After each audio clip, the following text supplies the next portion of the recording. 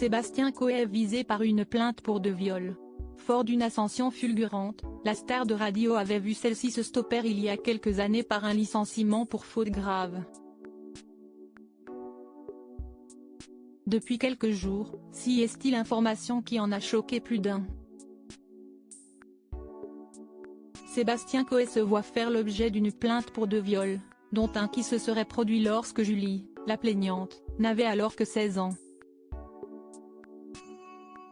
Depuis de nombreuses allégations au sujet de ses comportements, qui fleurissent sur Twitter, l'homme a réagi, niant en bloc.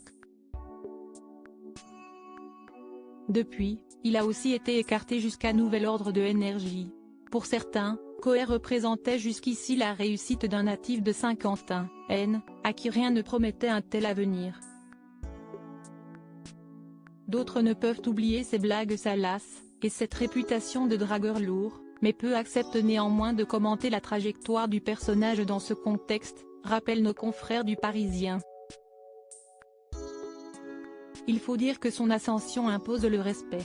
En 3 décennies, Coé a bâti un véritable empire audiovisuel, avec sa société de production Beware. Une ascension fulgurante pourtant un temps stoppée par un licenciement pour faute grave.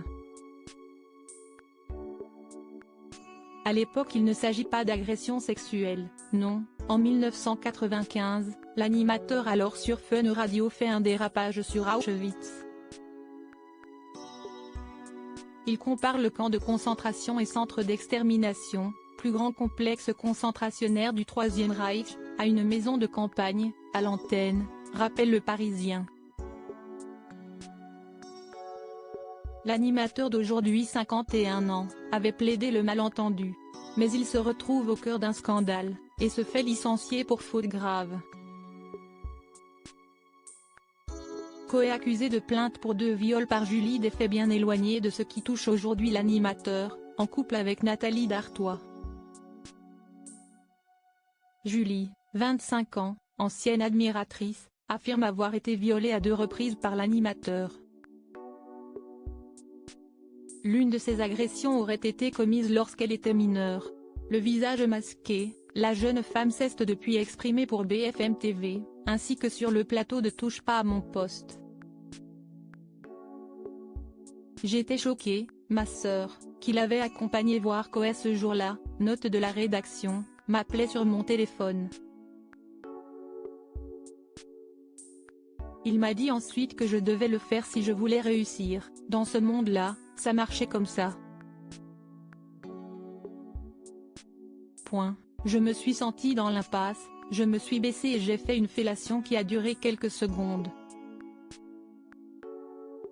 Ensuite, devant l'insistance des appels de ma sœur, il a dit stop et on est descendu. Sur le chemin du retour, il m'a écrit sur Snapchat que je ne devais rien dire, avait-elle rapporté à l'OP à propos de son calvaire. Affecté par l'histoire, Coé est néanmoins confiant, rappelle le Parisien ce jour. Sébastien Coé reste présumé innocent des faits qui lui sont reprochés jusqu'à la clôture de ce dossier.